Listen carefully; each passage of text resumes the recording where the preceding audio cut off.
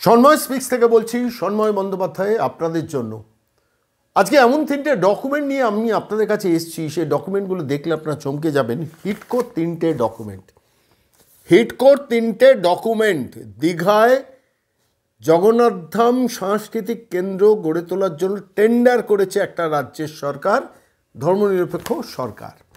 আপনারা জানেন দীঘায় গিয়েছেন 3 দিনের ছুটিতে বেড়ানোর জন্য মমতা বন্দ্যোপাধ্যায়, এবং প্রায় 3200 পুলিশকর্মী নিয়ে প্রায় 12 থেকে 15 কোটি টাকার তার সফরসূচি ছিল। মানে খরচ হয়েছে তার জন্য, তার এই থাকা, তার যাওয়া, তার ওখানে পৌঁছানো, সমস্ত কিছুর জন্য। আজকে সেই নিয়েই প্রতিবেদন করছি।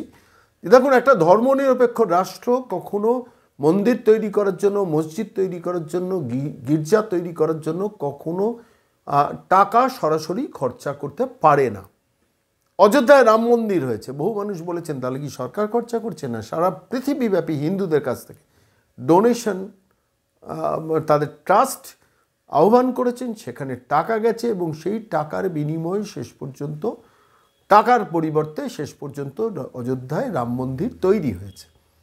এই পশ্চিমবঙ্গে দীঘায় এ রাজ্যের মুখ্যমন্ত্রী মমতা বন্দ্যোপাধ্যায়ের অনেক দিনের একটা স্বপ্ন ছিল, আমি পুরীকে টেক্কা দেবো, কারণ উনি টেক্কায় বিশ্বাস করেন সবসময়।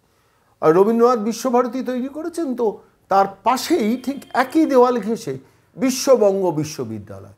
মুর্শিদাবাদ জেলায় তখনও বিশ্ববিদ্যালয় নেই, কিন্তু ওই বীরভূমের মাটিতে বিশ্বভারতীর পাশে বিশ্ববঙ্গ বিশ্ববিদ্যালয়। তার কারণ ওখানে রবীন্দ্রনাথের ছবি থাকবে, এখানে আমার ছবি থাকবে। বিশ্বভারতীর পাশে বিশ্ববঙ্গ, যেখানে বীরভূমের দরকার নেই সেখানে বিশ্ববিদ্যালয় হচ্ছে। তার কারণ রাজ্যের মুখ্যমন্ত্রী ওই একই নামের, প্রায় একই নামে, বিশ্বভারতী বিশ্ববঙ্গ বিশ্ববিদ্যালয়। ভাবতে পারেন, এ পাশে বিশ্বভারতী, ও পাশে বিশ্ববঙ্গ বিশ্ববিদ্যালয়। সেই সময় দাঁড়িয়ে যখন মুর্শিদাবাদে বিশ্ববিদ্যালয় তৈরি হয়নি। নকল করার অভ্যেস তার আজকের নয়, বহুদিনের। ডক্টরেট লেখার জন্য ইস্ট জর্জিয়া বিশ্ববিদ্যালয়ে সেই জাল ডক্টরেট আপনারা জানেন, এখন আর ব্যবহার করেন না ধরা পড়ার পর। আমি আজকে এই প্রতিবেদনটা পেশ করছি। ধরুন আরও একটা বলি, কথাঞ্জলি, গীতাঞ্জলিকে নকল করে কথাঞ্জলি। মনে পড়ে আপনাদের? গীতাঞ্জলি লিখেছেন কবিগুরু রবীন্দ্রনাথ ঠাকুর, আমি লিখলাম কথাঞ্জলি, হিং টিং ছট যা পারলাম লিখে গেলাম। গীতবিতান রবীন্দ্রনাথ লিখেছেন, আমি লিখলাম কবিতা বিতান। কি বলবেন আপনি? আসলে নকল করাটা না ওর অনেক দিনের একটা অভ্যেস। সর্বোচ্চ পর্যায়ের মানুষের কিছু ধরে নকল করে দেওয়া। তো ও নকল করার অভ্যেস হয়েছে, অভ্যেস থেকেই বোধহয় শেষ পর্যন্ত পুরীকে টেক্কা দেওয়ার জন্য দীঘায় একটা আমি জগন্নাথ ধাম তৈরি করবো। আর 4 ধামের 1 ধাম হচ্ছে পুরীর ধাম। তো আমি কি 5ম ধাম তৈরি করতে পারি নাকি? আমি ইচ্ছে করলে কি ধর্মগ্রন্থ লিখতে পারি নাকি? আমি ইচ্ছে করলে, আমার ইচ্ছে হলে আমি একটা মহাভারতের অ্যাডিশনাল নবভারত আমি তো লিখে দিতে পারি কি নাকি? অভিনন্দনের পাল্টা শুভনন্দন কোনো ডিকশনারিতে নেই, কোনো ডিকশনারিতে পাবেন না। উনি বলে দিয়েছেন, সুতরাং লেখো। এখন সরকারি বিজ্ঞাপনেও দেখি শুভনন্দন কথাটা লেখা হয়, মমতা বন্দ্যোপাধ্যায় লিখেছেন, অথচ কথাটা দাঁড়াই না। প্রশ্ন হচ্ছে এখানেই যে নকল করার তো একটা লিমিট থাকা উচিত। আপনি কোনো ধর্ম নিয়েই ছ্যাবলামি করতে পারেন বলুন তো? কোনো পৃথিবীর কোনো ধর্ম নিয়ে, হিন্দু ধর্ম বলে সফট টার্গেট না, নরম জায়গা, একটু আঁচড়ানো সুবিধা, আমি যা বলবো তাই করবো, একটা ধাম তৈরি করে দিলাম। ওই পুরীতে ধ্বজা, এখানেও ধ্বজা উড়িয়ে দেবো। পুরীতে অমুক গজা হয়, আমি প্যাঁড়া করে দেবো। কী অসভ্যতা বলুন তো? আমি বলছি বাংলার সমস্ত হিন্দুর এক হওয়া দরকার। আপনি কংগ্রেস হতে পারেন, আপনি তৃণমূল হতে পারেন, আপনি সিপিএম হতে পারেন, আপনি বিজেপি হতে পারেন, আপনি নকশাল হতে পারেন, আপনি কোনো পার্টি না করতে পারেন, কিন্তু মমতা বন্দ্যোপাধ্যায়ের এই তোষণ, তুষ্টিকরণ আর ছ্যাবলামির বিরুদ্ধে এক হওয়াটা দরকার। আর না হলে এই পশ্চিমবঙ্গ কিন্তু মোহাম্মদ ইউনূসের বাংলাদেশ হবে। অন্যমুখী মোহাম্মদ ইউনূস একদিকে, একদিকে মমতা বন্দ্যোপাধ্যায়। কী দুর্ভাগা বাঙালি বলুন তো? আচ্ছা, এটা ধর্মস্থান নিয়ে আপনি ছ্যাবলামি মারছেন, ইয়ার কি করছেন? করতে পারতেন, জগন্নাথ দেবের মন্দির করবেন না তো বলার কি আছে? তা জগন্নাথ ধাম, ঠিক আছে, জগন্নাথ ধাম মন্দির যখন করছেন করুন, সরকারি খরচা তো করা যায় না, আটকায়, সংবিধান পারমিশন দেয় না, নামে সেকুলার ধর্মনিরপেক্ষতা বজায় রয়েছে, সেখানে দাঁড়িয়ে আপনি একটা মন্দির তৈরি করতে পারেন। কালকে যদি অন্য ধর্মের মানুষরা বলেন যে আমাদের এত বড় একটা মসজিদ তৈরি করে দিতে হবে, মমতা বন্দ্যোপাধ্যায় না বলতে পারবেন? বুদ্ধিস্টরা যদি তাদের উপাসনা গৃহ তৈরি করে দিয়ে না বলতে পারবেন, তখন বিকৃত করতে পারবেন, শব্দটাকে বিকৃত করতে পারেন। আমি সেইটা নিয়ে আজকে এই প্রতিবেদন পেশ করছি আপনাদের কাছে। আমার কাছে হিটকোর যে ডকুমেন্টটা আছে, যেটাতে টেন্ডার করা হয়েছিল, তারিখ বলে দিচ্ছি, 21/2/2022, 21/2/2022 হিটকো, নিউ টাউনের হিটকো থেকে তার অ্যাডিশনাল জেনারেল ম্যানেজার তিনি এই টেন্ডারটা করেছেন। টেন্ডারে কী নাম লেখা রয়েছে? কনস্ট্রাকশন অফ জগন্নাথ ধাম সাংস্কৃতিক কেন্দ্র। আচ্ছা, কোনো মন্দির কখনো সাংস্কৃতিক কেন্দ্র হয়? বা কোনো সাংস্কৃতিক কেন্দ্র কখনো মন্দির হয়? ধরুন নন্দন একটা সাংস্কৃতিক কেন্দ্র। তো আপনি নন্দনকে মন্দির করতে পারবেন ইচ্ছে হলে? কোনো সরকারের ইচ্ছে হলে না নন্দন এখন থেকে মন্দির হবে, পুজো আচ্ছা সব কিছু হবে। তেমনি কোনো সাংস্কৃতিক কেন্দ্রকে যেমন মন্দির করা যায় না, তেমনি মন্দিরকেও সাংস্কৃতিক কেন্দ্র করা যায় না। মন্দিরকে কেন্দ্র করে বহু মানুষের ঢল আসতে পারে, অসুবিধা কিছু নেই। আচ্ছা বলুন তো, আমি খুব সিম্পল কথা আপনাদের কাছে জিজ্ঞেস করছি। মমতা বন্দ্যোপাধ্যায় ডিসিশন নিলেন যে আমি দীঘাতে জগন্নাথ ধাম তৈরি করব। আমাকে বরুণদেব, যমদেব, মা দুর্গা, শিব, কালী সবাই মিলে পারমিশন দিয়েছেন যে আপনি পঞ্চম ধাম একটা তৈরি করতে পারেন দীঘাতে। কেন আপনার যখন ইচ্ছে হয়েছে, স্বপ্ন দিলেন বলতেই পারেন, মমতা বন্দ্যোপাধ্যায় তো সবই পারেন, স্বপ্ন দিলেন। এবার এই স্বপ্নের ফলে আপনি ঠিক করলেন যে চতুর্থ ধামের পরে পঞ্চম ধাম দীঘায় হবে, সেটা আপনাকে তৈরি। আপনি যেটা করতে পারতেন, সারা পৃথিবীর হিন্দুদের কাছে টাকা ইনভাইট করতে পারতেন, সরাসরি বলতে পারতেন যে I am expecting money from you, help করুন। আমি বলছি সারা পৃথিবীর হিন্দুরা সাহায্য করতেন, কোনো অসুবিধা ছিল না, চোখ বন্ধ করে হেল্প করতে পারতেন। আমি বলছি ধর্মের জন্য ধর্মপ্রাণ মানুষ টাকা ডোনেট করতে এগিয়ে থাকেন, রাজি থাকেন। অযোধ্যা মন্দির তার উদাহরণ, দক্ষিণের একাধিক উপাসনা স্থান তার উদাহরণ। কোটি কোটি টাকা সেখানে জমা দেন। আজকে এত কোটি টাকা, 250 কোটি টাকার প্রাইমারি ইনভেস্টমেন্ট শুনছিলাম। এখানে তো দেখলাম টোটাল 1,13,51,000 টাকার টেন্ডার, শুধু এই টেন্ডারটা, এর বাইরে ছেড়ে দিন 250 কোটি টাকা প্রাইমারি ইনভেস্টমেন্ট। এটা শুনছি 800 কোটি টাকার ছাড়িয়ে যাবে। এটা সরকারকে কেন খরচা করতে হবে? যে সরকার চাকরি দিতে পারছে না, যে সরকার আপনার ছেলেকে বেকার রেখে দিচ্ছে, যে সরকার 2,73,000 শিক্ষকের পদ ভ্যাকেন্ট রাখে, যে সরকার 1.5 লাখের কাছাকাছি পুলিশের পদ ভ্যাকেন্ট রাখে, যে সরকার রিটায়ার্ড সরকারি কর্মচারীদের ডিএ দিতে পারে না, যে সরকার সরকারি কর্মচারীদের ডিএ দিতে পারে না, যে সরকার কন্ট্রাকচুয়াল কর্মীদের পার্মানেন্ট করতে পারে না, যে সরকার 1,59,000 সিভিক ভলেন্টিয়ার, গ্রিন ভলেন্টিয়ার তাদের কনস্টেবলের চাকরি দিতে পারে না, যে সরকার সরকারি পদ 5.5 লক্ষ অবলুপ্ত করে দেয়, সেই সরকার কোটি কোটি টাকা খরচা করছেন দীঘার মন্দিরের জন্য। অথচ হিন্দুদের কাছ থেকে আবেদন করলেই তো টাকাটা আসতে পারতো না। দেবেন না কেন? ক্রেডিট নিতে হবে, ক্রেডিট পলিটিক্স। এর নাম হচ্ছে ক্রেডিট পলিটিক্স। অর্থাৎ সরকার দেখো হিন্দুদের জন্য কত ভাবছে। ওদিকে ইসকনের চিন্ময় প্রভু ওখানে জেলবন্দি মার খাচ্ছেন, তো সেই জন্য ইসকনের 4 জন লোককে নিয়ে এসে ট্রাস্টি বোর্ডে মেম্বার করলাম, পাশে রাধারমন দাসকে দাঁড় করিয়ে দিলাম যে দেখো ইসকনকে তোমরা এরকম অত্যাচার করছো, আমরা ইসকনকে কত ভালোবাসি। এই নোংরামির পলিটিক্স করে কতদিন চালাবেন বাংলাকে? চাকরি দিতে পারছেন না, শিল্প দিতে পারছেন না, ব্যবসা দিতে পারছেন না, বিনিয়োগ আনতে পারছেন না, তোলাবাজি, কাটমানি, কমিশন, ঘুষ, যেদিকে তাকাবেন সর্বত্র চুরি চুরি চুরি। এই মন্দিরের এই টেন্ডারেও কত টাকা চুরি আমরা কেউ জানি না। আমি বলছি হচ্ছেটা কি বাংলায় বলুন তো? কেউ প্রশ্ন করবে না, চুপ করে থাকবেন যে বাবা একটা দীঘাতে তো বেড়াতে যাওয়ার জায়গা হবে, ওখানে গিয়ে একটু মন্দির দর্শনও করে নেবো। আচ্ছা বলুন তো, এভাবে হয়?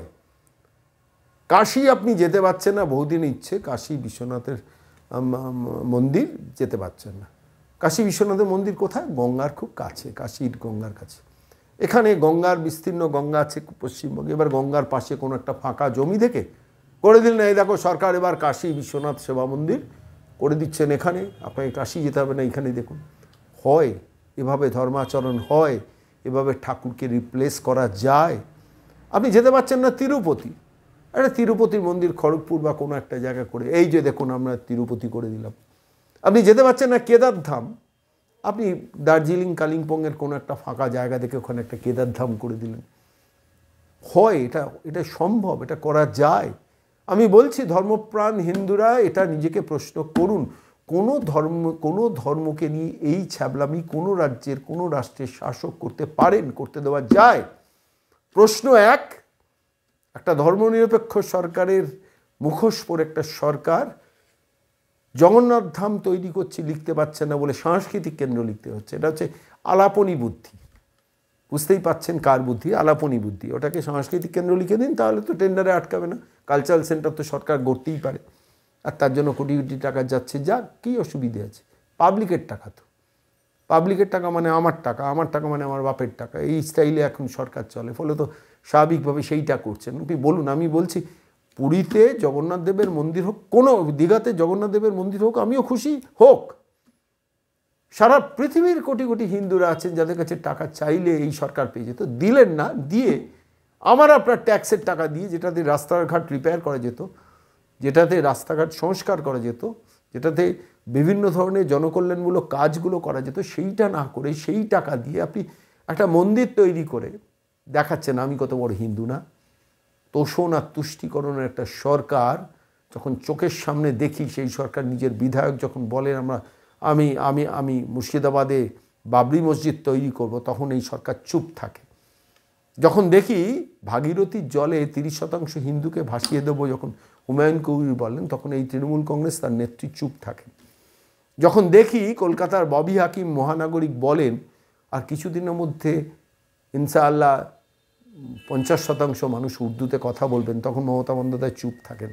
যখন দেখি কলকাতার মধ্যে খিদিরপুরকে দেখিয়ে ববি হাকিম বলেন ওটা একটা মিনি পাকিস্তান, তখন এই মমতা বন্দ্যোপাধ্যায় চুপ থাকেন।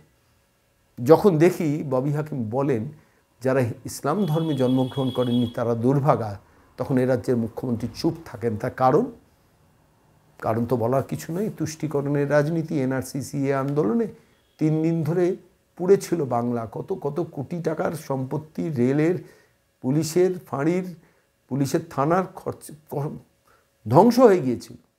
একটি শব্দও বলেনি 3 দিন ধরে এই রাজ্যের মুখ্যমন্ত্রী মমতা বন্দ্যোপাধ্যায়। কেন?